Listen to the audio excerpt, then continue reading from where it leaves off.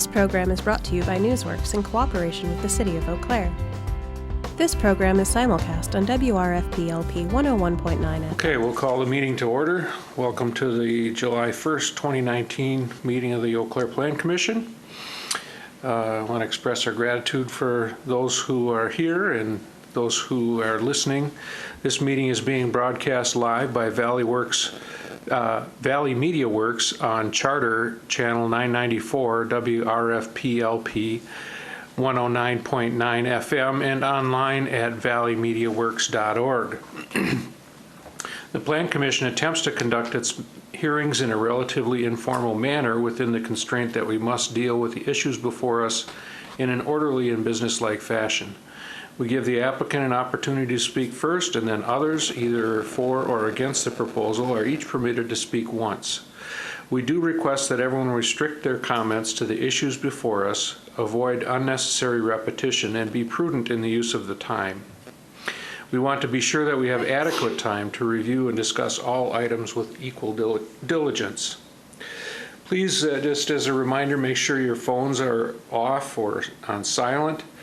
If you do plan to speak tonight, there are some gold-colored slips back there. If you would fill out your name and information on that slip and hand it to Mr. Petrie when you come up to speak. And then when you do speak, we need you to state your name and address. So with that, we'll begin with item number 1, which is a public hearing for recommendation to City Council regarding a tax incremental district, number 13, which is in the Cannery District.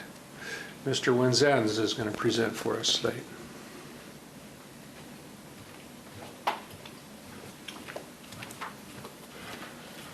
Thank you, Chairman Larson, members of the Plan Commission. I'm Jay Winzenz. I'm the Finance Director for the City of Eau Claire, and pleased to be here this evening to present to you the project plan for Tax Incremental District number 13. And we've debated the naming for this district internally, and I wanted to name it District 14. But there's just this thing in the Wisconsin statutes that says they have to be consecutively numbered. But so I think we're stuck with 13. So without further ado, I want to just provide you a little bit of background information about tax incremental districts. I know we have some new commissioners as well as new council members here. So just a little bit of background. First of all, the creation of a tax incremental district, or TID, and tax incremental financing are one way to pay for public improvements. It's only one way. There are many other ways that public improvements can be financed, but really it's a mechanism, or one mechanism, to finance public improvements. And it allows all of the overlying taxing jurisdictions, the city, the school district, the county, and the technical college, to participate in the cost of those public improvements. And they do this by the method is tax increment financing, and I'll talk some more about how that's accomplished in a second. So what this table is showing you is that when a TID, or tax incremental district, is created, there is established a base value for that district. And the property taxes on that base level continue to go to the county, the schools, the technical college, and the city, just as they did before the district was created. However, during the life of the district, all of the taxes on the new value, or the value increment in the district, go to the city to pay for the project costs. So essentially, the overlying taxing jurisdictions are agreeing to give up their share of the property taxes on that new development, or that new growth, during the life of the district to help pay for the public improvements that are being financed. Then, once the district is terminated, the property taxes on all of that new value go back to all of the overlying taxing jurisdictions. So back to the county, the school district, the technical college, as well as the city.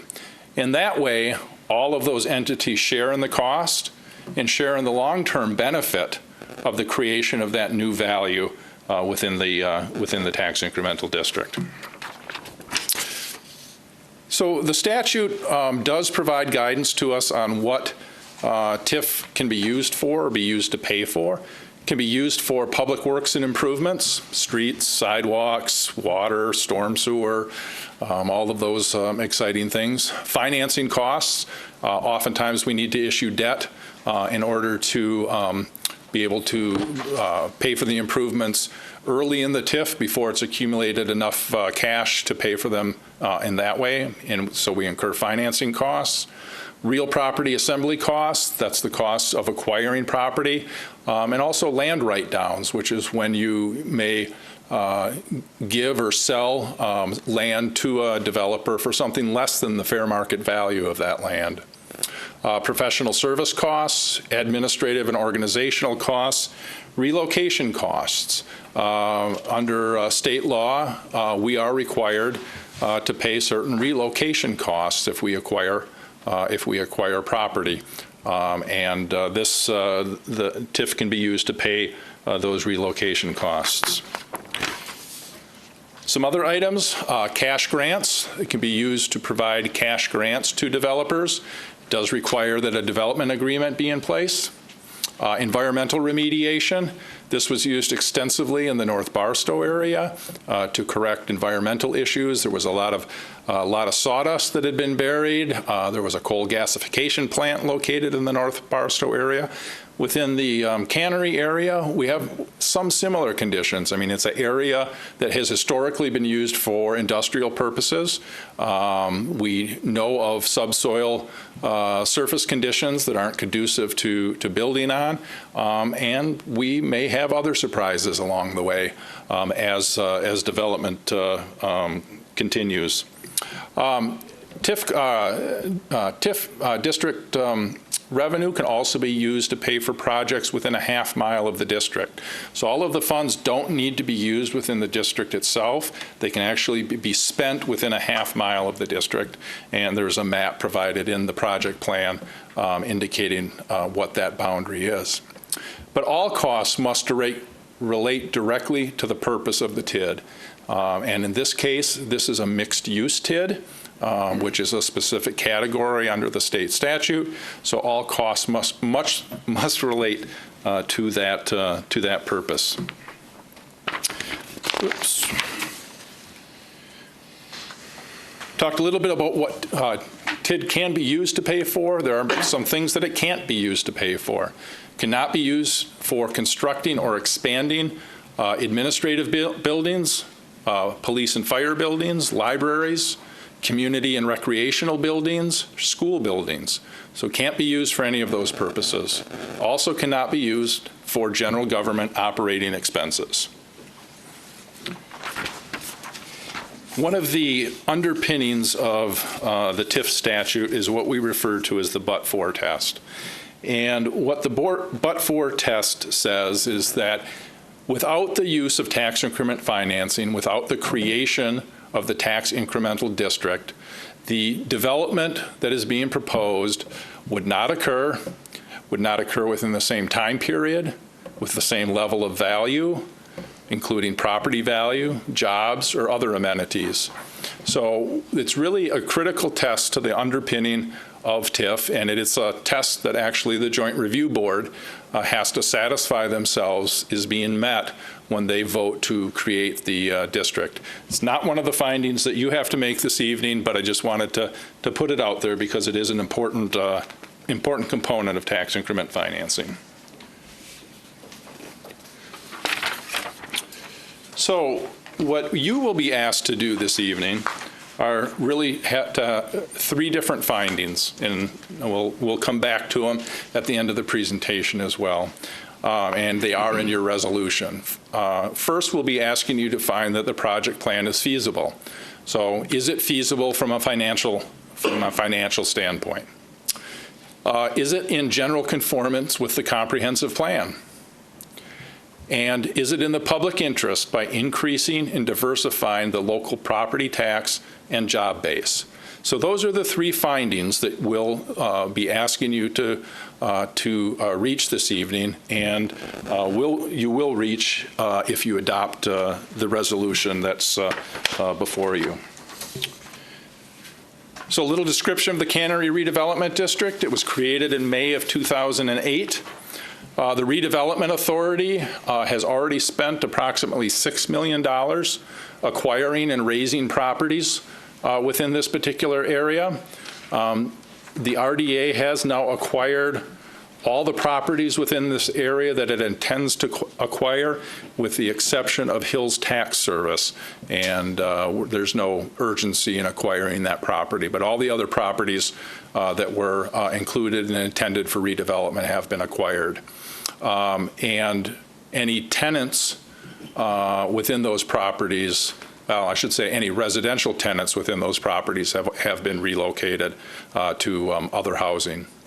As I mentioned before, this is being proposed as a mixed-use TID, which just means that it's going to have a variety of uses. Could be commercial uses, residential uses within that single district. At the present time, the brewing project is located within that district, which is a brewery and a to some extent, a tasting room. I believe they do have some plans to potentially add a restaurant at some point in the future. And also there is a residential development that has been proposed by Tyler Warner on the parcel immediately north of Quick Trip, between Quick Trip and the Children's Theater. And I can tell you that absent the creation of this TID, that project will not proceed. So these are the proposed boundaries of the tax incremental district. Roughly, it runs from Madison Street on the south up to the High Bridge on the north, and from the Chippewa River, roughly over to First Street, going over to Second Street in a couple of spots, taking in some city-owned land.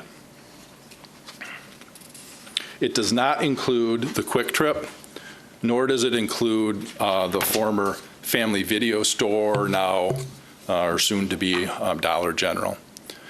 This map depicts the half-mile boundary of the proposed TID. We do have language in the TID that allows expenditures within that half-mile boundary, even though none are being proposed at this particular time. The half-mile boundary extends over into the North Riverfronts neighborhood, as well as into the residential area to the west of the Cannery District, and to the south, just past Mayo Hospital, into the northern fringes of the historic Randall Park neighborhood as well.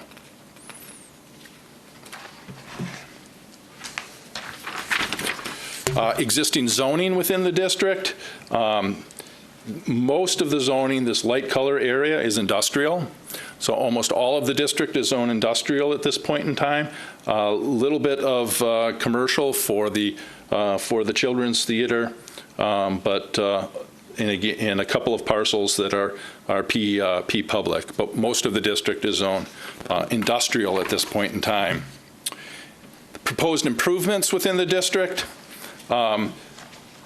The light color here, as well as the light color running along the river, is all proposed as P public. It's intended to be a neighborhood park within this area. There are trail outlooks that are planned in 3 locations at the end of streets to create vistas for the public overlooking the Chippewa River. All of the streets, or almost all of the streets within the tax incremental district, are proposed to be reconstructed. There are intersection improvements proposed at Bellinger as well as at Oxford. So 2 intersection improvements within the district. And then proposed, there are 1, 2, 3, 4, 5, 6, 7 potential redevelopment sites within the district. The brewing project is currently located here, and Tyler Warner's project is located at this location. So those are the improvements that are planned as part of the district. The total cost of those improvements is about $13.6 million, which includes the street reconstruction, including paving, underground relocation of electric utilities, lighting, landscaping, property acquisition, and relocation if necessary. That totals approximately $5 million. Park development is estimated at $3.8 million. And then included within this district are cash grants to developers at $4.8 million. What we are finding and have been finding for a number of years now is that rents in Eau Claire are much lower compared to comparable communities, and the construction costs are not that much different. Sheeted drywall in Eau Claire costs the same as a sheeted drywall in Minneapolis. But the big difference is that the rents that they can charge in Minneapolis are about 3 times the rents that can be charged in Eau Claire. And therefore, we've been hearing from developers that they simply cannot make projects cash flow without some form of assistance. We do evaluate each project on a case-by-case basis, both internally as well as using our financial advisors to make sure that the construction costs are in line with what is being seen in the market, make sure that their rents are in line and developers' fees are in line, to make sure that we're minimizing any cash grants that we may need to provide to the developers. But nevertheless, there is usually, and at least recently, almost always, some sort of a gap that needs to be filled if we want that project to proceed. So in terms of financial feasibility, included, again, within your packets is a projection of cash flow. This projection shows that over the 20-year life of this district, the total increments, the total property tax increments are estimated to be about $21 million. The total uses of funds are estimated to be nearly the same. And the fund balance, or the total amount by which revenues will exceed costs at the end of the life of the district, is $524,476. This district, as proposed, will break even in the final year of its maximum life. So this district is financially feasible. I have used what I consider to be conservative assumptions, particularly on the value being created on each of these development sites, because we don't want to find ourselves in a situation where the district doesn't break even. If the district doesn't break even during its life, then any outstanding project costs go back to the taxpayers of the city of Eau Claire to be paid. So I want to talk a little bit about, so we talked briefly about your first finding, which is the financial feasibility, presented you with the financial information on the proposed tax incremental district.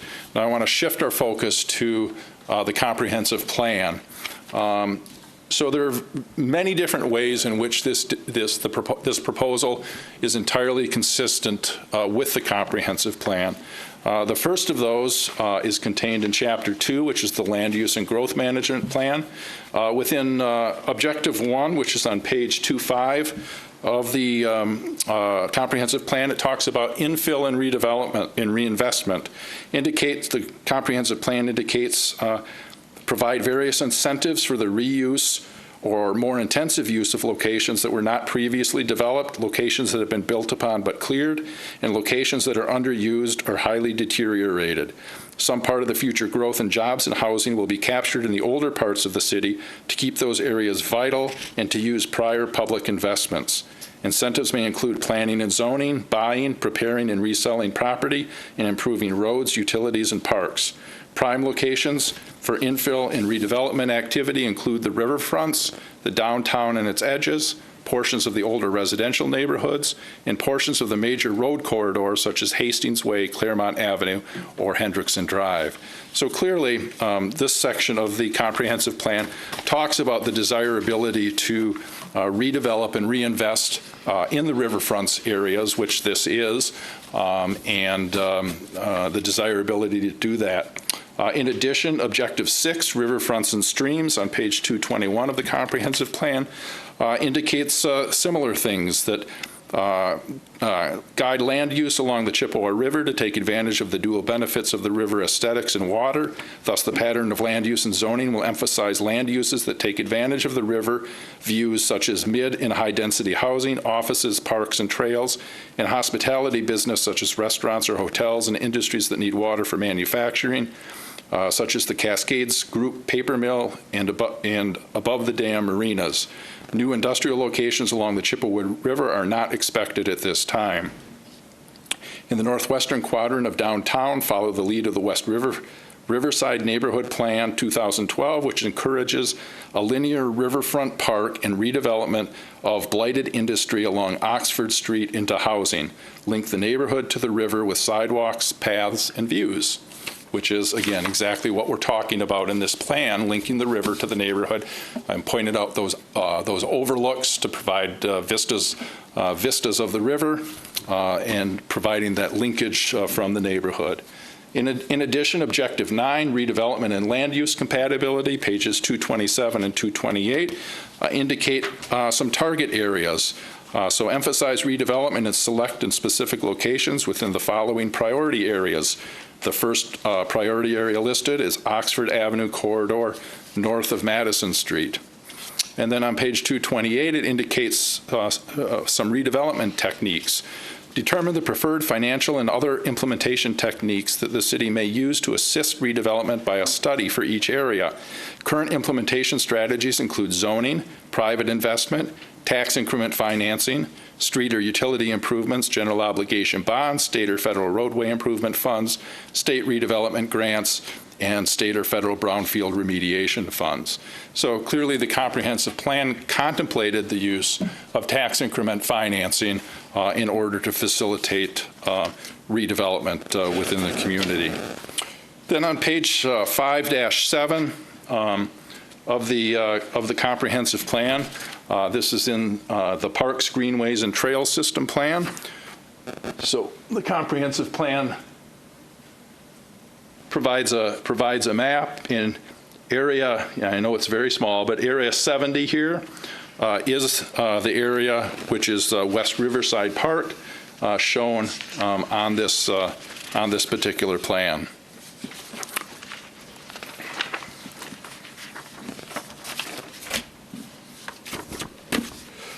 Page 5-14 of the comprehensive plan talks about park improvements and maintenance, talks about land acquisitions included in the 2013 through 17 park and open space plan.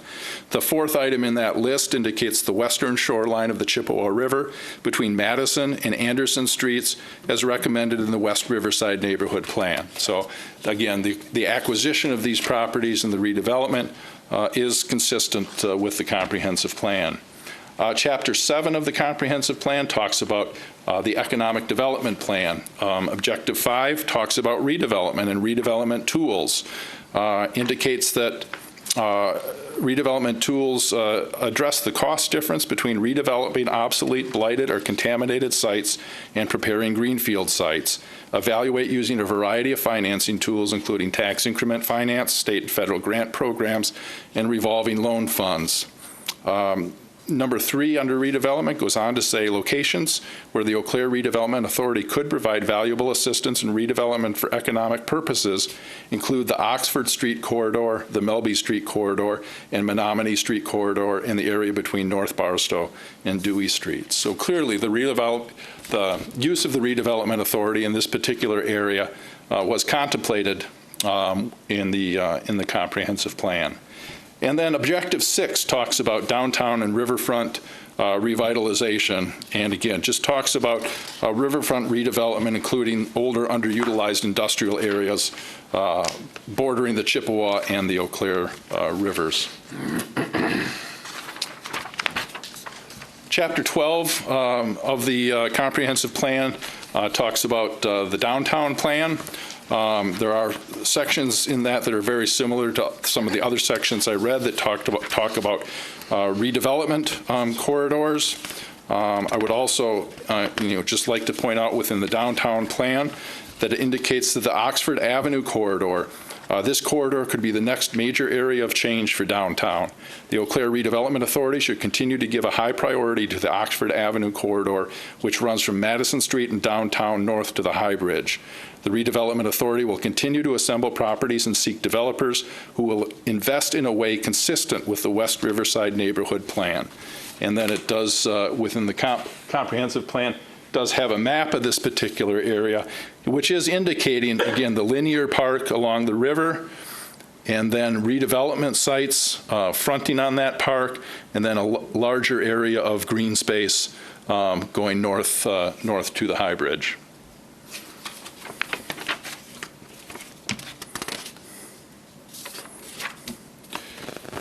And again, within the downtown plan, I believe this map is also contained within the project plan for the district, indicates what the preferred downtown land use plan is. So the area we're talking about right now is the cannery area, which is located along here, indicating that the purple parcels are the expected land use is downtown, the green being riverfront park, and then the brown being medium and high density housing located within this particular area. All of those uses being consistent with what's being proposed in this project plan.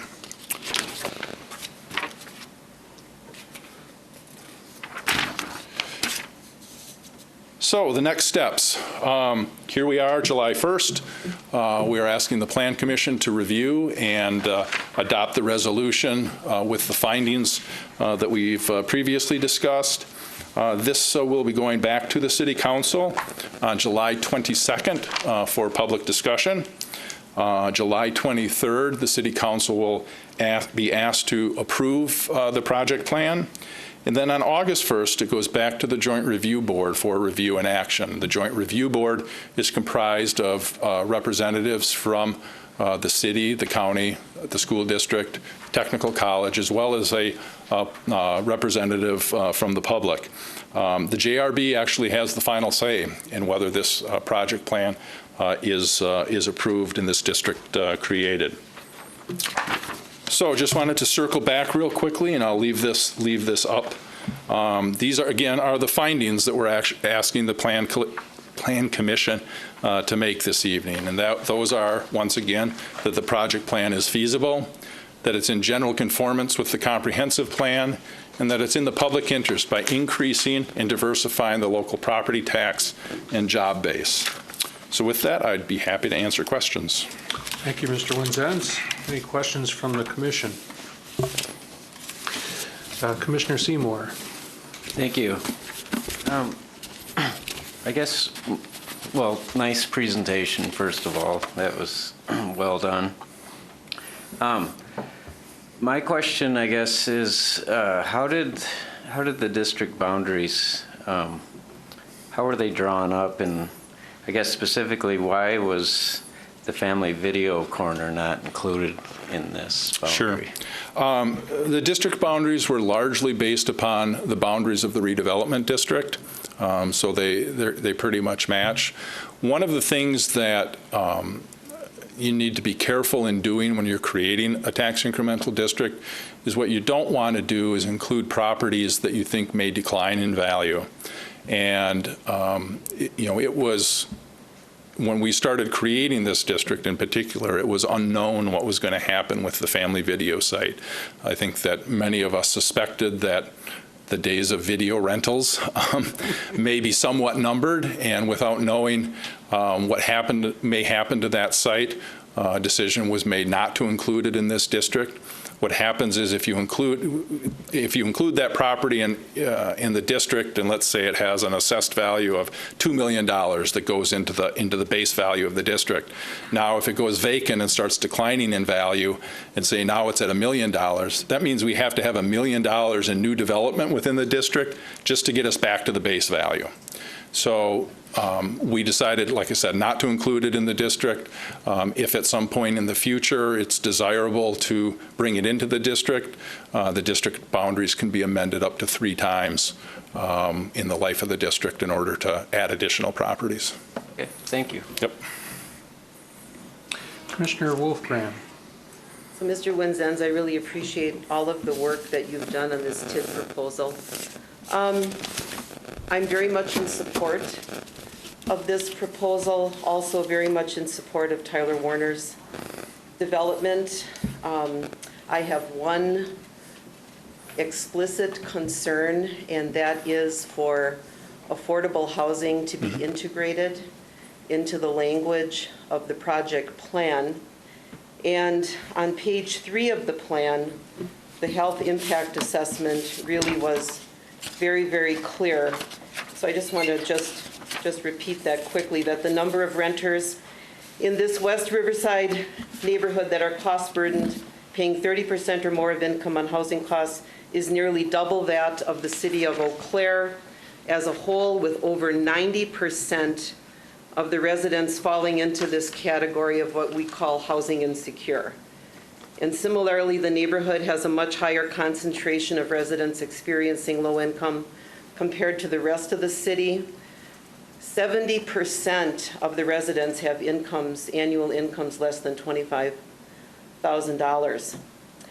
So in spite of this evidence, underneath that paragraph, there is not an objective that is specific to housing affordability. You do talk about mixed use, but I know from my history and experience that we cannot assume that mixed use includes affordability. So it's my perspective we need to be explicit and intentional, and particularly, around that half-mile boundary, which is where the higher concentration of residents are currently living.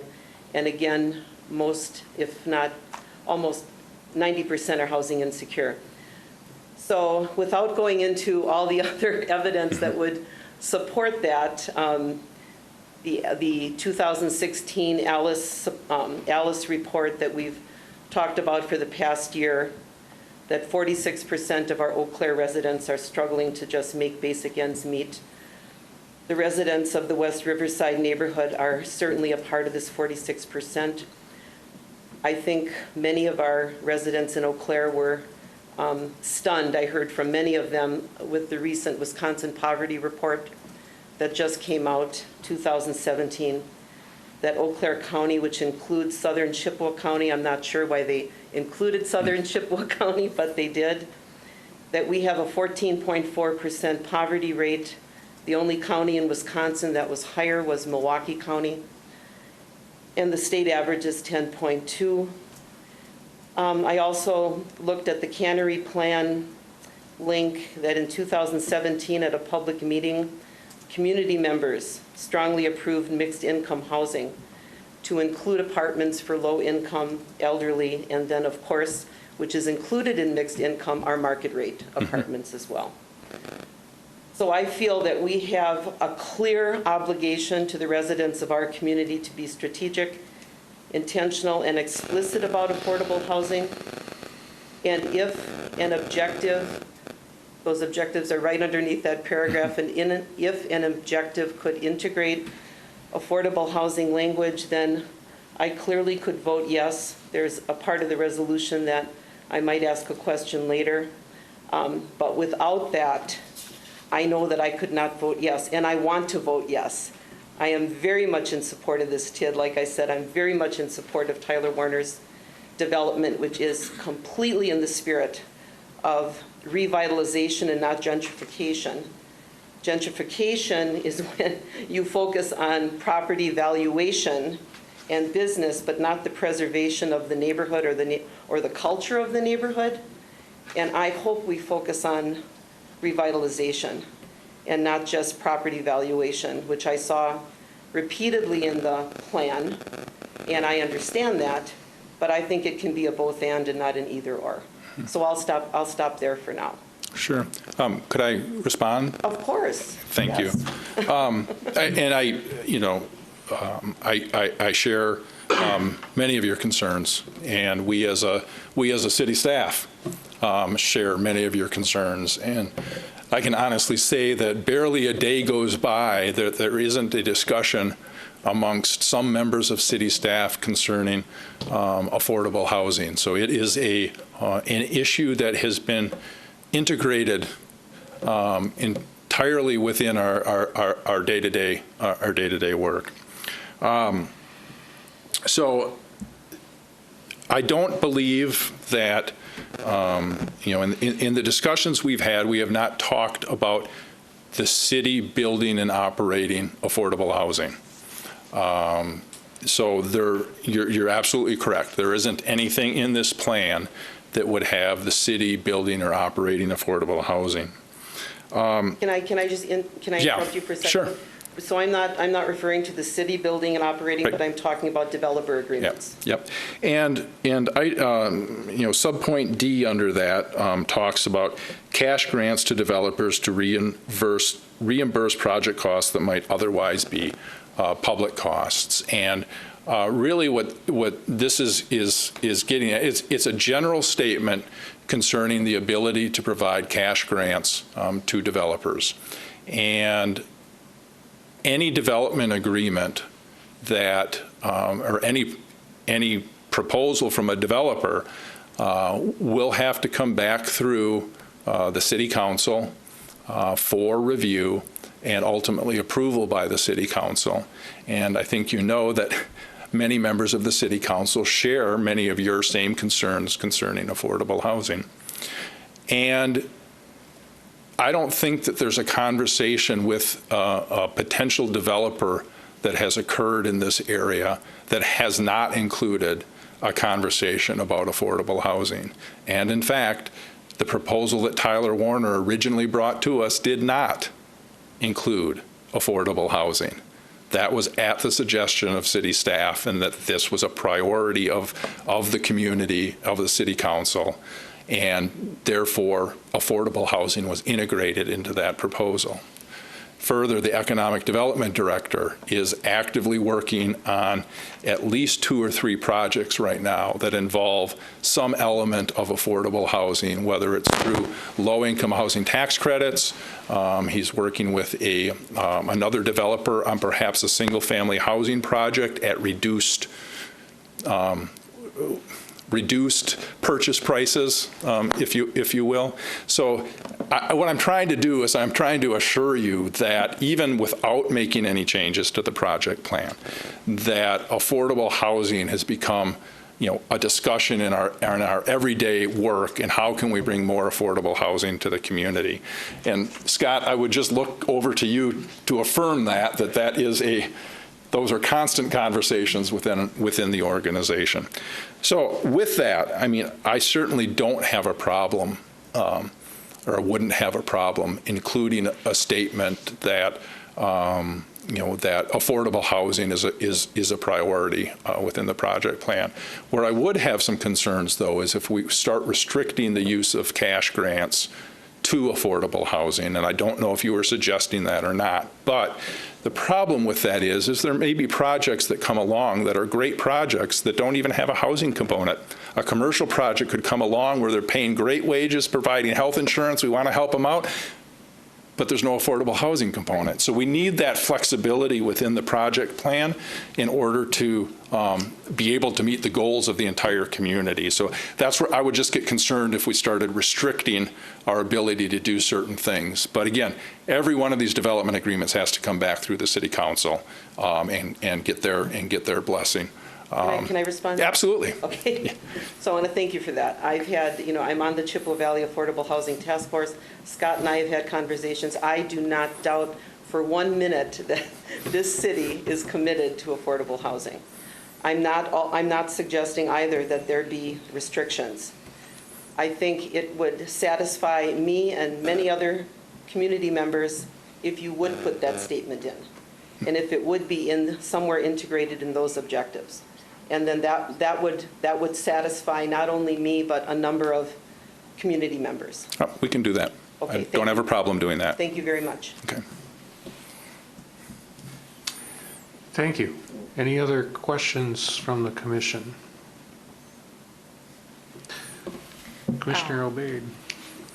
I mostly had this question before, but after your presentation, and let me know if I'm mistaken, with the current boundaries, there would be no displaced residents? That's correct. The only, we have, the redevelopment authority has acquired that white apartment building that was immediately to the north of the Quick Trip. That building has already been acquired. The tenants have all been relocated at this point in time to permanent housing, so there are no residential tenants remaining in that building.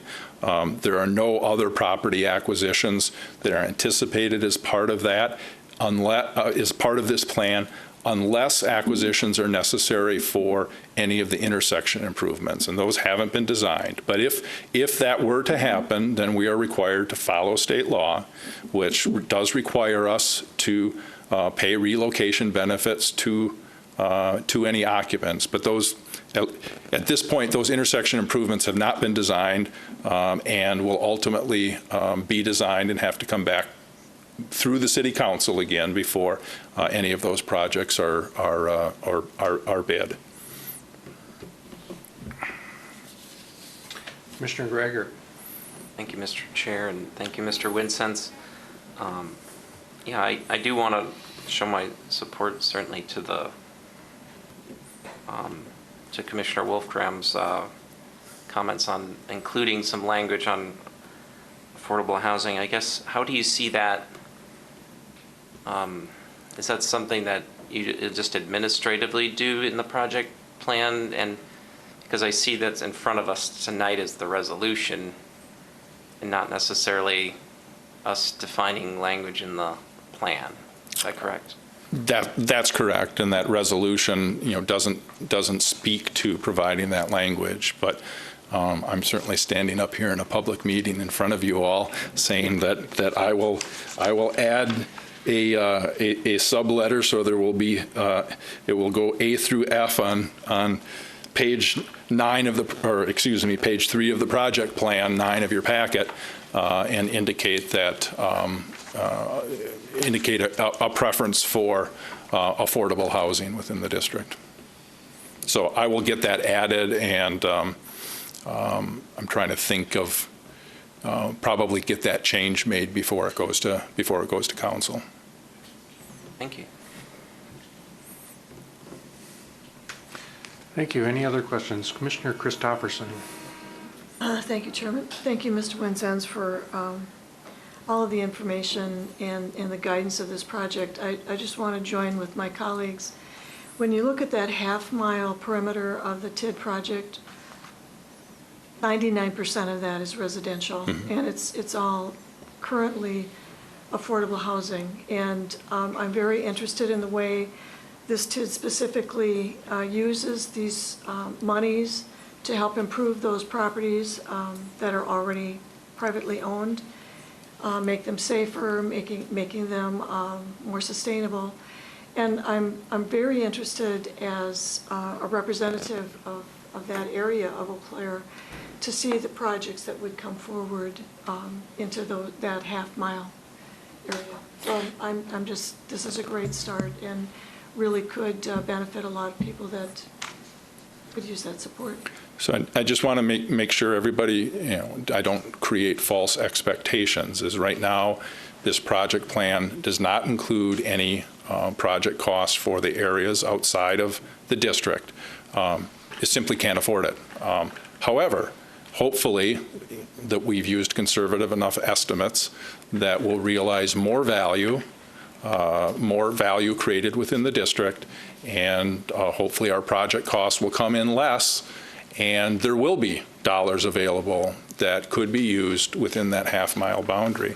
And I could foresee creating a program similar to what we created when we created the Water Street TID in the historic Randall Park neighborhood that provides a revolving loan fund pool of funds to help residents within that neighborhood make improvements to their home. In addition, under the TID statute, you are allowed to keep districts open for an additional year beyond the end of their normal life, and use that extra year of increment for affordable housing within the community. So in that way, assuming everything works out at the end of 20 years, in that 21st year, we capture that increment.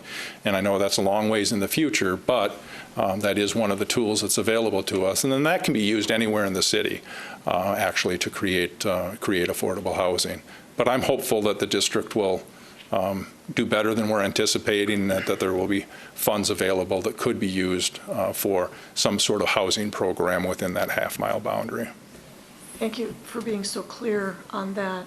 But I guess in my general way of being in the world, I like to imagine what this improvement is going to generate as far as excitement in the residential areas surrounding it. Thank you. Excellent. Good. Commissioner Wolfgram. Chairman Larson. So you checked off another one of my questions, the affordable housing extension. Does that need to be written into the plan, or is that just an option that you will decide at any point? Yeah, it's just, my understanding is it does not need to be written into the plan, that is a decision, I believe, of the Plan Commission at some point in the future to keep it open for another year. I just have two other questions. I was wondering, in terms of the existing zoning, when I've talked to developers, they want to take extra steps out, decrease the barriers, right? And I was wondering if it would make sense if we could proactively change the zoning to multi-use instead of industrial, so that the developer themselves would not have to take that extra step when they come forward. Or I just wanted to ask you that, if that would be. We could. I'll defer to our community development director to maybe talk about the pros and cons of going ahead and rezoning the property in advance of development, because sometimes it can be hit and miss, and whether you get it right. Expert. Right, sure. No, that's a very good question. I think it may be a bit premature, only in that most of the projects that we're seeing coming forward in the redevelopment areas, because of the need to perhaps reduce setbacks from the underlying zoning, they frequently come forward with a planned development, kind of that -P. So you may see like CBDP, and that's very specific to their project. So in a large scale sense, it could make sense, but on a project by project basis, it'd be hard to anticipate what they would need in terms of any kind of setback modifications in particular. It's just one example. For example, with Tyler Warner's project, they not only did they have setbacks reductions, but also some parking reductions and some other components. So I would recommend against that, only because as much as it may look like it could streamline the process, because they still need to come forward with site plan, CSMs perhaps dedicating right of way, as we see with our next agenda item. They may still be back here anyway, and bringing forward a rezoning concurrent with that really wouldn't save a lot of time. But it's certainly something we could look at as we move forward, seeing some of these projects come forward. Certainly always open to other methods for streamlining or otherwise speeding up the process. If not on the front end, perhaps later on, even just through the building and construction side of things too. Just one other quick thing, and then my questions are done. I said I had 10, but I really only have 4. I think. Excellent. When the plan talks about, it's page 7, number 5, demolition and rehabilitation, I wanted to ask you if it would be in the best interest of the community to have some language to preserve as much of the existing, what Commissioner Christopherson, I believe, was also referring to, preserve as much of the existing affordable housing stock as possible under demolition and rehabilitation. Yeah, again, if that's a request for language change or addition, I wouldn't have a concern with that. I mean, it's, again, these projects all have to the adoption of this project plan doesn't give staff the authority to do anything. Right. Every one of these projects has to come back through the city council, either through the capital improvement plan, through a developer agreement, through some other mechanism. So there is an acquisition of a property requires review by the plan commission, review by the city, and approval by the city council as well. But if that helps you be supportive of the plan, I'd be happy to make that change. Well, it does for me, but also the city council, correct me if I'm wrong, but the city council is informed by what the plan commission moves forward, and then the joint review board is informed then by what the city council moves forward. So it does, from my perspective, it matters what that language is now, unless I'm misunderstanding. Well, I guess, yeah, no, and that's fine. I'm fine with that. What I was saying is any future acquisition in the future would have to come back to the city council as well. So at that time, if council wanted us to preserve something, they would, or the plan commission, they would say to us, we want you to preserve this as opposed to tearing it down. But I have no concerns including some language to that effect in here. I would prefer that. I'm only one voice here, but I would prefer that be included. Okay.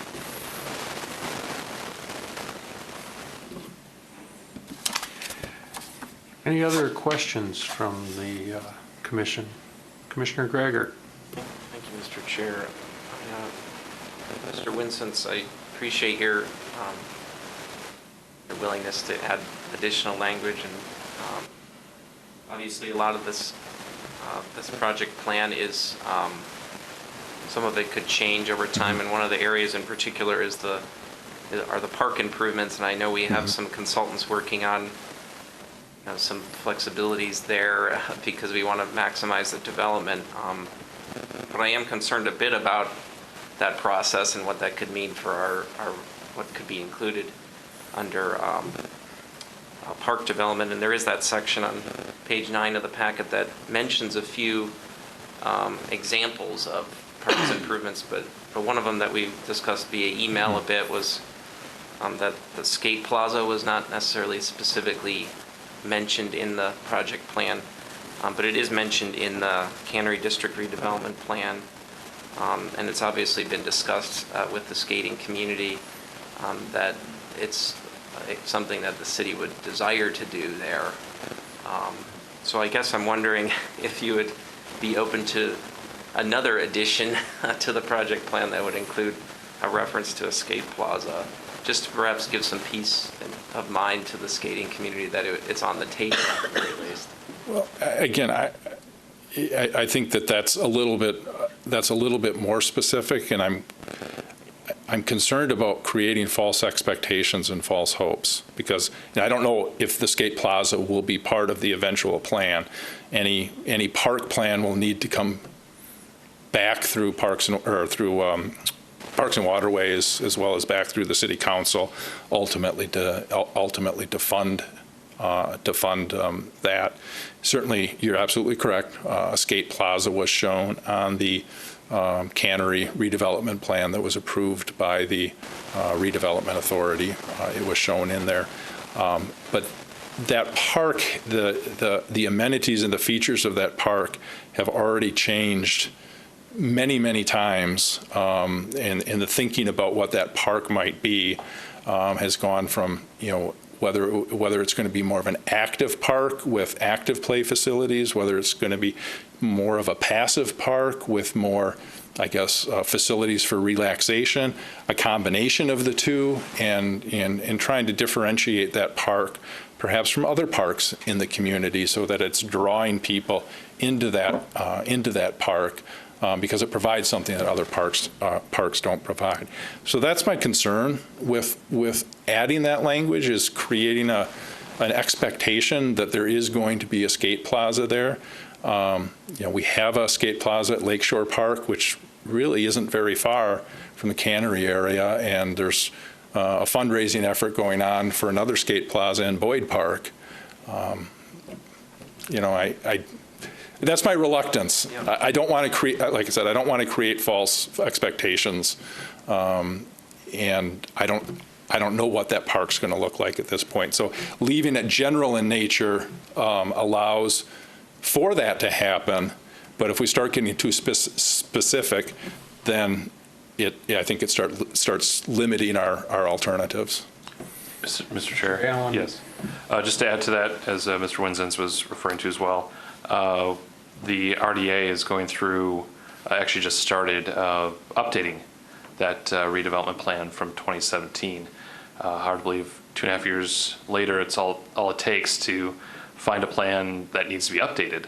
But in that regard, I believe that would probably be the better avenue in reference to Commissioner Greigert's comments to review specific park amenities and needs and such is through that process. So I had a kickoff meeting last Thursday with the consultant and a number of business owners, property owners in the Cannery District.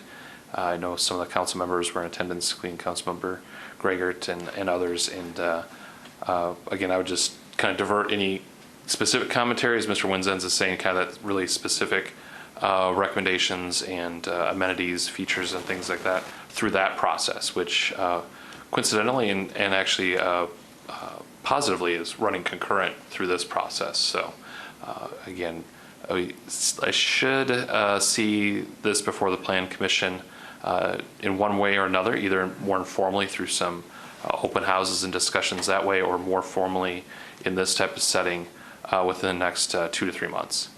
So watch for additional information on that. Again, other opportunities to have input and conversation to that more specific nature at that point. And again, tying those types of amenities, as Mr. Winzens pointed out, and looking for one of the slides here, kind of all the breakdown of the different costs.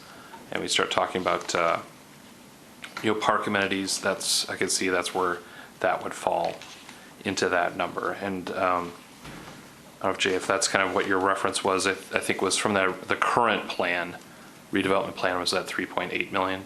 Yeah, absolutely. And on page 7 of the plan, page 13 of your packet, just under park improvements, it just indicates that the project plan proposes the improvement of a linear park along the Chippewa River. Specific plans for the park are still being developed, but features under consideration include playgrounds, scenic overlooks of the river, multi-purpose field, pavilion with restrooms, outdoor fitness space, parking lot, disc golf, etc.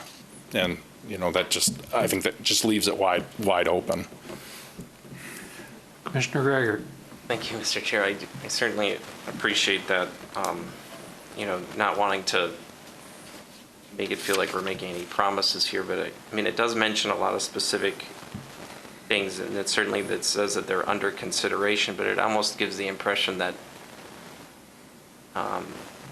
a skate plaza is not being considered when in fact it is. So I guess that was the reason why I brought it up, but I certainly understand your concern. So, thank you. Thank you. Commissioner Wolfgram. I just want to say one other thing in support of Commissioner Greigert. That skate park is an example of the diversity and the energy of that neighborhood, in terms of a lot of those kids that live in that neighborhood that are advocating for that skate park. So I just want to say that perhaps it could be one of the things that are under consideration, just perhaps.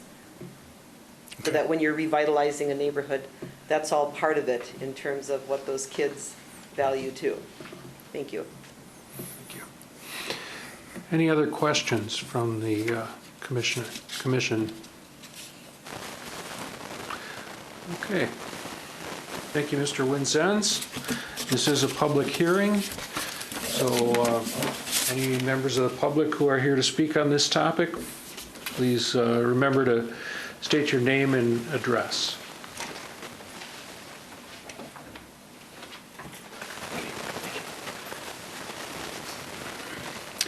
Good evening. My name's Judy Mosley. I reside at 2230 Trimble Street. I'm a local realtor, and I am co-chair of the Jonah Affordable Housing Task Force. So I'm pretty excited by the introduction of this TID, because that means that we're advancing. We're going step by step and getting more affordable housing opportunities in our community at a time when we really badly need those. And that we're focusing on a neighborhood that specifically needs more affordable housing.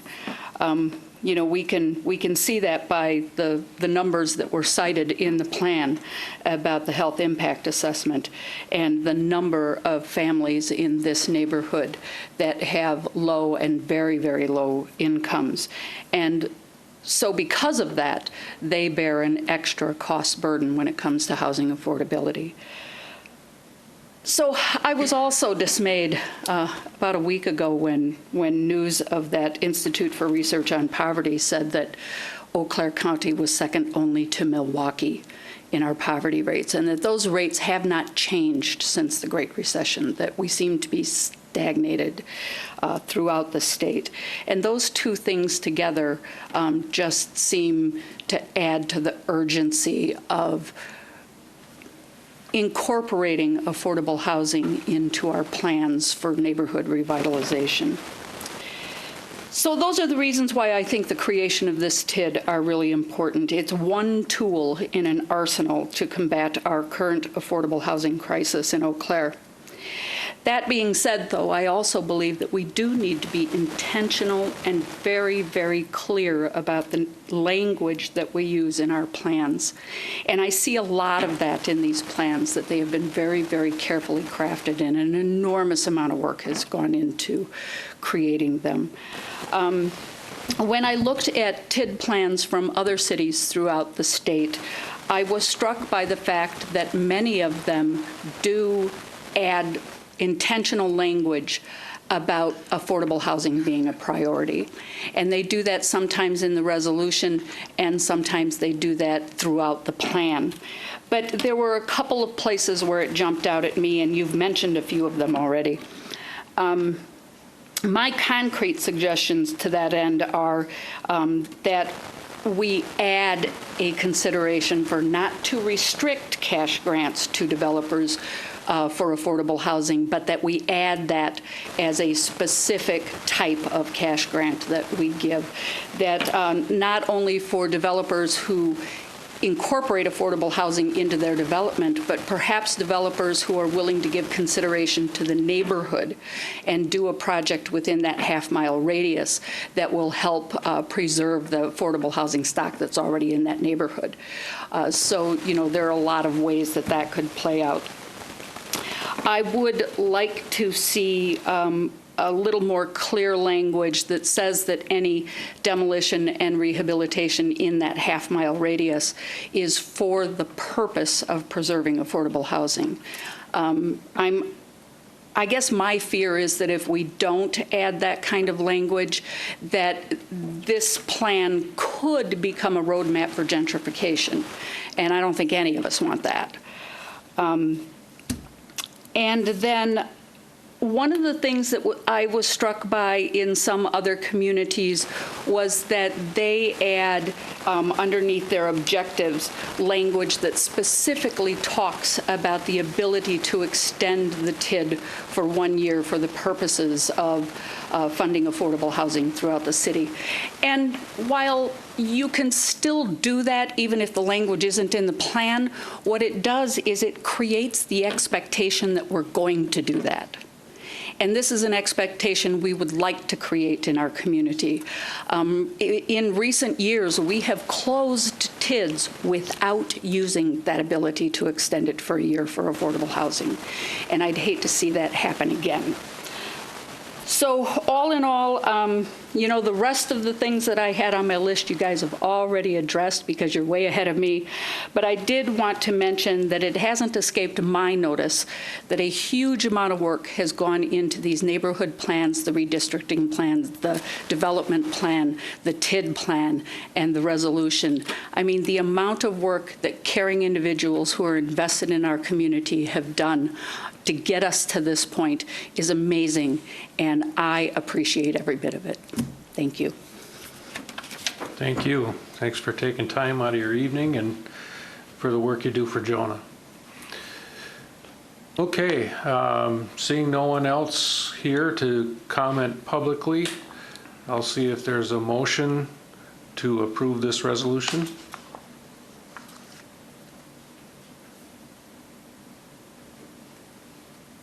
Commissioner Seymour? So moved. Thank you. I'll second. And seconded by Commissioner Wolfgram. Any comments? Discussion?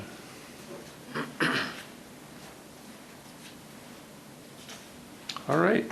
We have talked a lot about this topic, so there's been a lot of good discussion already. Seeing no further discussion, I'll call the question. All those in favor signify by saying aye. Aye. All those opposed, same sign. And that resolution passes. Item number 2 on the agenda is public discussion for recommendation to City Council regarding approval of a certified survey map with right-of-way dedication at Comet Court extension to the north. Mr. Petrie. Thank you. Good evening. Before you is a certified survey map shown on the map in your packet. Also an aerial photograph of it. It's on the north side of Eau Claire, pretty close to the airport, south of Eddy Lane. Also in your packet is the proposed street plan from 1966 showing the extension of the cul-de-sac located here. The request tonight is to approve or to recommend approval of a certified survey map with right-of-way dedication to the City Council on July 9th, next week.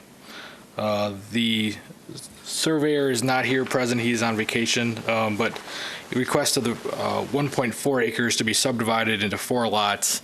The 2 lots, there's an existing home on lot 4 that would be sold. It's currently for sale. Lot 1 would be a buildable with the right-of-way access through to the south. The 33-foot right-of-way dedication into outlot number 1 and outlot number 2. Those would be deemed unbuildable at this time. There's on the aerial photograph shown here, this is the parcel we're talking about. This can be divided up into 1 lot here, outlot 2, outlot 1, and then lot number 4 is off of Eddy Lane with the existing home. This parcel is owned by this couple that lives here. He also owns this lot as well.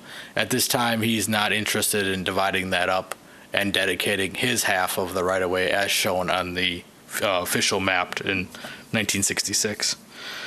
So with that, the CSM dedicates half the right-of-way width to extend the court. The right-of-way is officially map street. Lot 1 would be buildable with the extension of sewer and water. Lot 4 does have the existing single-family home, as I mentioned. The other outlots would not be would be buildable at the future if they ever were to extend the rest of the half of the right-of-way. The CSM does include right-of-way dedication for a review, and again, it would be on the July 9th meeting for the council. The current zoning is R1. All the lots do meet the R1 district standards. The entire parcel is approximately 1.4 acres. With that, I would be happy to answer any questions. Thank you. Any questions from the commission? All right, thank you, Mr. Petrie. I will see if there's a motion to approve this recommendation. Commissioner Peterson. Also move. Is there a second? Commissioner Brenholdt. Second. Any discussion? Mr. Peterson. I was going to ask Ryan, Mr. Petrie, why outlot 2 and outlot 3 were no, you don't need to get up, but you answered my question. It's because they are not buildable until the other half of the right-of-way goes in for the street. Correct. Mr. Greigert. Thank you, Mr. Chair. Mr. Petrie, I guess I was wondering like how the neighbors were noticed of this and what that process looked like, and if you heard anything from any of the adjacent property owners. I know a little too much to this one, but so the whole area is zoned R1. This has been on the market for, I believe, like 6 months. The person that actually purchased it lives right there. And he notified the entire neighborhood. The city was not much involved. We didn't even know it was on the market until we started getting calls about some 1.5 acres for sale for like 80,000, which seemed like a deal. There was this house was owned by somebody down in Osseo, and unfortunately they passed away, and it's in a family. So they just wanted to get out of it. My understanding of outlot number 2 is going to be purchased by the couple that lives right here. They also own this lot over there. These neighbors all have been notified if they wanted to purchase their backyard. At this time, they do not. So the city did not notify anybody, but the current property owner did notify most of the people in the neighborhood, and also the existing home is for sale. I think it's like $62,000, give or take. So it's actually on the market for anyone to purchase. But the city did not notify. We do not notify for CSMs. The zoning is not changing. They're literally just subdividing some lots. So we typically do not notify for that. Mm-hmm. Fascinating. Thank you. Any further comments? Okay, we have a motion and a second, right? So all those in favor signify by saying aye. Aye. Any opposed? Thank you. That recommendation passes. Item number 3 is a public discussion for recommendation to City Council to recommend approval of an easement at 921 Forest Street. Good evening. The city and Xcel Energy are asking for a acceptance of a 5-foot easement along a city property east of Forest Street, north of Sarah Street. This map was included in your packet. Here's an aerial that gives a little better description of the location. The city shops, the central maintenance facility is located on the west side of the easement area. There is an existing city shed on the east side property.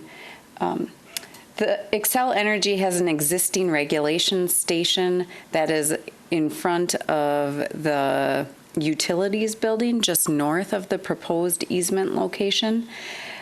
There are some safety concerns at that location with the hill that is just to the north and the narrowing of the road. So they are proposing to relocate the regulation station to the proposed easement location. I can give you some pictures here showing. This is what the regulation station would look like. This is a similar setup in a different location that Xcel provided to us for an example. This is the existing station on Forest Street on the west side of the street by the utility facility. This is another angle of that. Here you can kind of see when they come to do maintenance and have to park on the west side of the street to the north narrows. You can see there is a vehicle just coming down the hill there. And then this is the proposed location. The easement would be between the fence and the sidewalk on the east side of Forest Street. There is some construction going on in this area right now, so, but the facility should be able to fit within the area between the sidewalk and the fence. With that, I'll take any questions. Any questions from the commission? All right, thank you. Is there a motion for approval? I move to approve. Commissioner Gregor. And a second? I'll second. Commissioner Obaid. Thank you. Any discussion?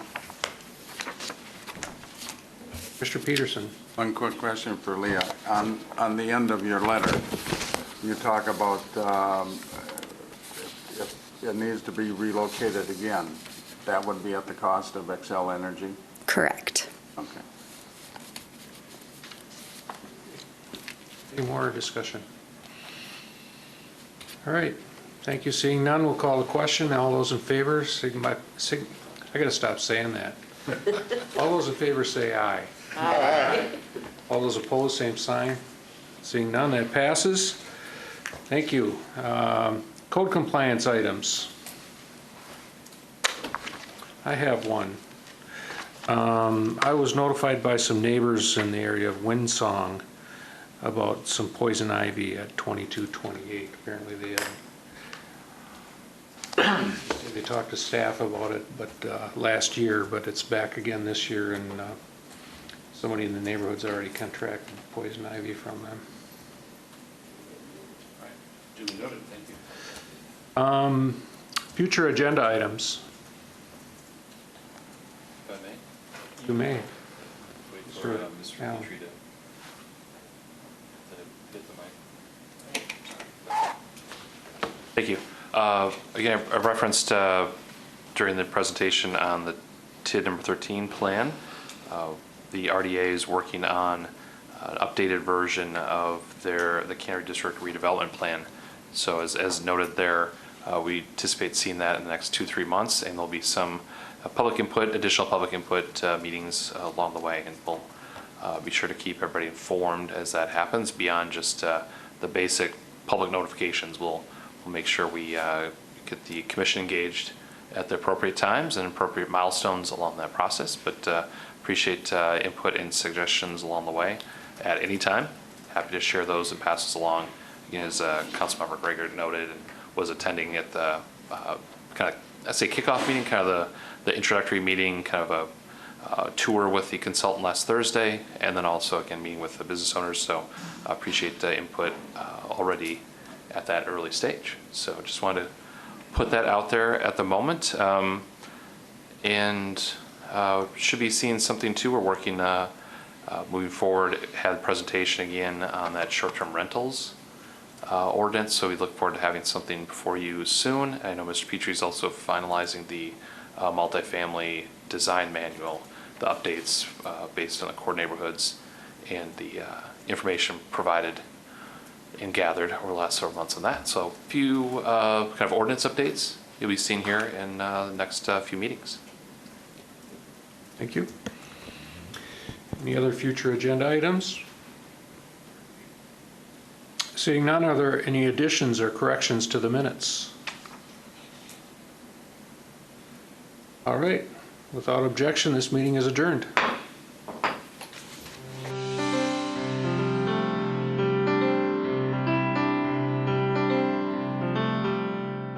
This program was brought to you by a cooperation between Newsworks and the City of Eau Claire. A transcript of this meeting is available for the hearing impaired. It will be available within 7 days of this telecast. Call 715-839-4912 or TDD 715-839-1689 or write Eau Claire City Clerk, P.O. Box 5148, Eau Claire, Wisconsin 54702-5148. Newsworks is made possible by continuing community support. If you would like to volunteer or make a donation, please contact us via phone at 715-839-5067 or online at valleymediaworks.org.